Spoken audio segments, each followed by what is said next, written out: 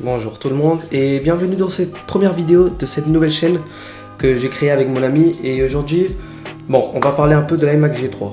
Cette chaîne, on va parler des produits Apple, on va parler des Mac et un peu l'histoire sur chaque Mac.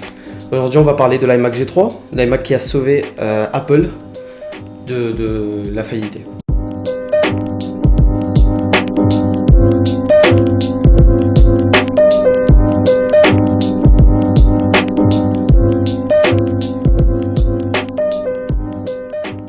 Comment est-ce que cet ordinateur a sauvé Apple? Pourquoi? Alors, depuis que Steve Jobs était parti d'Apple en 1985, bon, il n'était pas parti, ils l'ont viré, mais après il est retourné en 1996. Apple traversait une mauvaise période entre ces années, depuis que Steve Jobs n'était plus là. Et quand Steve Jobs était retourné, il n'avait pas beaucoup de temps pour trouver une solution pour qu'Apple ne disparaisse pas. Donc, qu'est-ce qu'il a créé? Il avait 2 années plus ou moins, parce qu'il est retourné en 1996 et il a présenté ce Mac en 1998. Et ce Mac, il était en production de 1998 jusqu'à 2003.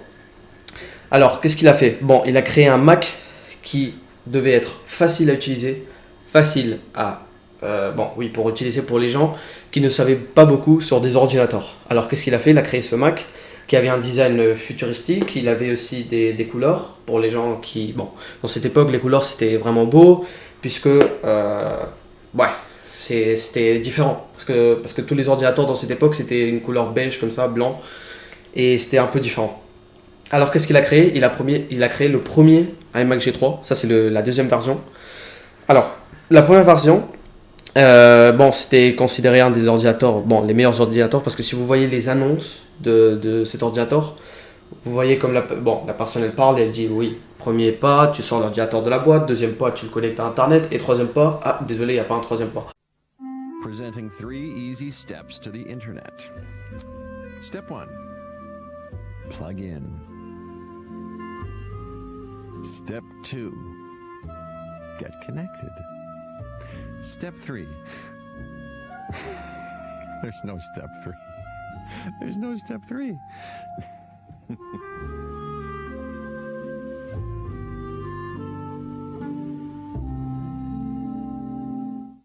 Ça veut dire que c'est un ordinateur vraiment facile pour les gens qui voulaient commencer dans ce monde des ordinateurs ou travailler avec et pas avoir beaucoup de problèmes. Alors pourquoi est-ce qu'ils l'ont aimé autant aussi les gens? Puisque cet ordinateur avait un clavier et une souris USB. Ça, c'est pas les claviers et les souris originelles, puisque ça c'est la souris, la Pro Mouse, vous voyez. Et ça c'était le clavier, Pro aussi, vous voyez. Donc la première version qui était sortie n'avait pas ce manche-disque, ok? Manche-disque, ça veut dire tu mets le disque et ça le prend comme ça. C'était une version où ça sortait, ok? Ça sortait, tu devais mettre le CD et le remettre dedans. Ici aussi c'était un peu plus genre carré, tu avais les ports de headphones qui étaient dans un des speakers, donc c'était un peu différent.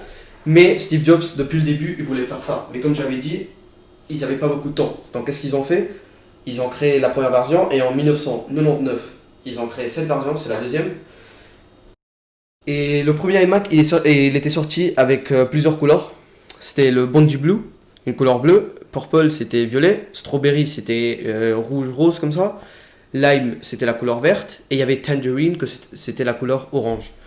C'est pour ça aussi que les gens ils ont beaucoup acheté cet ordinateur, puisque la vue, quand tu voyais cet ordinateur, c'était vraiment beau. Et oui, tu peux, comme j'avais dit, distinguer les deux modèles, le premier et le deuxième, à cause de l'avant. Et aussi que les vieux, si tu regardes aussi derrière, ils avaient quelques trous de plus. Ici, ils ont moins de trous. Et on va voir un peu cet ordinateur. Maintenant, je vais parler un peu de son histoire. Cet ordinateur, je l'ai eu il y a un mois. C'était mon ami et moi. On était en train de regarder Facebook Marketplace, c'est où tu peux acheter des choses. Et où on habite, c'est très difficile de trouver des Mac vintage comme ça. Alors on avait vu celui-là à 180 euros et c'était trop, non? Donc on avait dit oui, on va faire une petite blague, on va lui dire 70 euros, juste comme ça, pour voir s'il allait dire oui ou non. Et Il avait dit oui. Le monsieur, il avait dit oui et il avait vendu. Donc je crois qu'il voulait arnaquer les gens qui faisaient aussi collection comme bon, mon ami et moi. Et à la fin, il n'a pas réussi. Bon, je vais vous parler aussi un peu de comment, genre comme idée, cet ordinateur dedans. On peut voir qu'on a macOS 9.2. Ok, c'est encore une des versions de macOS classique. C'est pas une version de macOS 10. Donc c'est très bien parce que c'est encore plus rare que une version macOS 10. On peut voir qu'on a une mémoire intégrée, on a 64 MB, mémoire virtuelle 65 MB utilisée sur Mac HD, c'est-à-dire qu'il avait un autre disque dur. Et macOS, maintenant, on a 30,5 MB utilisés. Bon, je vais vous parler un peu de l'interface et pourquoi cet ordinateur était très aimé. En premier, comme je vous avais dit, les couleurs, c'était très beau, avoir des couleurs comme ça. Ça aussi, c'était bizarre bon, c'est bizarre maintenant de trouver des Mac, des iMac G3 avec le stand qui marche encore, puisque c'était un plastique qui se cassait vraiment vite. On pouvait voir qu'on n'avait pas le dock comme sur macOS 10, mais on avait ça. C'était plus pour gérer l'ordinateur plus facilement et plus vite. Par exemple, ici, pour voir les couleurs gris ou des autres couleurs. Ici, par exemple, le son. Vous voyez, vous pouvez changer le son. C'était vraiment... Wow. C'était vraiment différent. Hein. Je pouvais aussi le cacher, je pouvais le sortir encore une fois. Ici, tu avais le Finder, ici en haut. Et tu avais même ici, à propos de Microsoft Office, tu avais le Microsoft Word, le Excel, le PowerPoint. Bon, on va rentrer dans le Microsoft Word. Là, je ne peux pas connecter à Wi-Fi cet ordinateur, puisque j'ai pas le câble Ethernet ici. Mais bientôt, je l'aurai. Ici, ça, c'était macOS. Bon, ça, c'était Word 98, de 1998. Vous voyez? Donc ouais, c'était différent. Vous voyez, tu veux sauvegarder, non. Vraiment, c'est vraiment amusant de jouer avec des ordinateurs comme ça, très anciens. Par exemple, si maintenant on va ici, si tu voulais éteindre l'ordinateur, tu dois aller à spécial, pas à la pomme. La pomme, tu avais toutes les applications, on va aller à la calculette par exemple. Et tu avais une calculatrice dans ton ordinateur. Ça, c'était très pratique à l'époque, je crois. Ouais. Après, tu avais aussi... ici, Airport. Cet ordinateur, je crois qu'il n'a pas Airport encore. Tu avais Speakable Items. L'ordinateur, il pouvait te parler. Oui, je vais voir si maintenant je peux le faire. Vous voyez ici, vous pouvez le faire. Ouvrir le tableau de bord de son. Ça, c'était les sons anciens. Écoutez. Alors, alerte. Par exemple, avant, tu montais le volume. Écoutez. Vous voyez ? Ça faisait un bruit. Maintenant, ça faisait un bruit, mais tu pouvais pas le changer. Il y avait toujours des bruits pour tout, comme ça c'était plus facile à le gérer. Donc on avait celui-là. On avait ça. Celui-là il est classique. Celui-là je vais pas le mettre fort, puisque je me rappelle que je l'avais mis une fois et les headphones, bon, les speakers ils se sont un peu... vous voyez ? Les speakers ils sont un peu... voilà.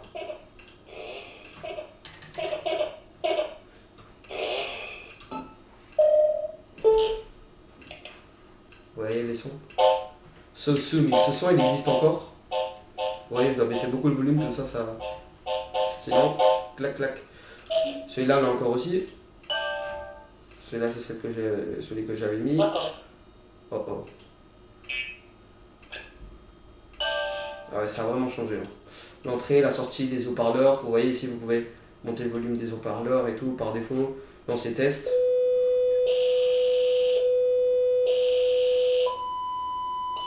Vous voyez, ils sont un peu busted, mais bon, c'est normal, ils ont plus de 20 ans. Bon, ils ont 20 ans, donc c'est normal. Après, c'était incroyable, hein, comment ça a changé. Je vais voir si je peux... Après, on va faire aussi des vidéos de prendre des Macs qui sont cassés ou anciens et essayer de les réparer. Aussi de restauration, vous voyez, il est un peu jaune, donc voilà, on va faire aussi des vidéos comme ça. Vous voyez ici macOS, 31 MB. Microsoft Word 19,7. Ça c'était pour voir la mémoire que c'est utilisé dans ce moment. Ici on avait la navigation par défaut, la navigation internet. Si on rentre, regardez ce qu'on avait. Là je peux pas rentrer comme j'avais dit, mais on avait Microsoft Internet Explorer 5, édition Macintosh. Donc il y avait une édition pour ça. Et l'AirPort carte, on pouvait la mettre, mais il fallait la payer à part. On n'avait pas Wi-Fi comme maintenant. On devait la payer, donc voilà. Et oui, c'était tout sur cet ordinateur. Vraiment, moi je le trouve incroyable. Si vous voyez aussi, avant on n'avait pas deux boutons pour clic, mais on avait un. Là il y a un bouton, donc on pouvait pas faire right click pour changer des choses. Donc c'était vraiment, ouais, c'était différent, c'était bizarre, mais c'était facile pour. Bon, avant c'était vraiment facile d'utiliser, puisque les gens avant c'était des ordinateurs qui étaient vraiment compliqués à utiliser, et ça c'était un des plus faciles. Vous aviez aussi par exemple ici en haut, attendez, je vais mettre ça comme ça. Vous voyez, on prend l'ordinateur. Mais je ne fais pas très confiance puisque cet ordinateur il a 20 ans. Je ne sais pas si ce plastique il va supporter un ordinateur de 22 kg. Mais bon. Et je me rappelle encore, et oui, là je suis en train de le toucher, que les Power PC, ou les chips Power PC, ils se réchauffaient vraiment vite. C'est pour ça qu'ils ont changé à Intel. Avec l'iMac G. À partir de l'iMac G5, après ils ont changé le processeur. Donc ici on avait encore le Power PC, vous voyez. Et oui, c'était tout sur cet ordi. Vous voyez, il y a des fichiers, je sais pas pourquoi c'est 2040, il y a des fichiers qui étaient plus vieux que cet ordinateur, 1997. Après on avait 2000, 2001, 1999. C'était vraiment différent. On rentre dans apparence, on va voir les fonds d'écran qu'il y avait avant. Les thèmes, voilà. Themes, voilà. Ah ouais. On avait tous ces couleurs, on avait les couleurs de tous les iMac. Avant on pouvait même pas. Bon, je crois que oui, on peut mettre un fond d'écran, mais ça doit être avec USB. Donc ça c'était la seule forme. Ici on avait macOS par défaut. Vous voyez où il y avait le Finder. Voilà. Ici le son, apparence, l'avant, vous pouvez mettre tout ce que vous voulez. C'est pour ça que beaucoup de gens ils ont pris cet ordinateur, parce que vous pouvez le personnaliser comme vous voulez. Firepower c'était aussi une autre couleur d'iMac, bon une autre couleur c'était une couverture comme ça. Et c'est une des plus rares, parce que c'était un des iMac les plus moches. Moi je trouve que l'iMac Ruby c'est un des plus beaux. Il y a aussi le Tangerine, mais bon ça dépend déjà des goûts. J'espère que vous avez aimé cette vidéo, bon cette première vidéo. Appuyez le pouce bleu, si vous voulez plus de vidéos, abonnez-vous, comme ça on peut savoir s'il y a beaucoup de gens qui sont intéressés. Et merci de m'accompagner. À la prochaine. Ciao ciao.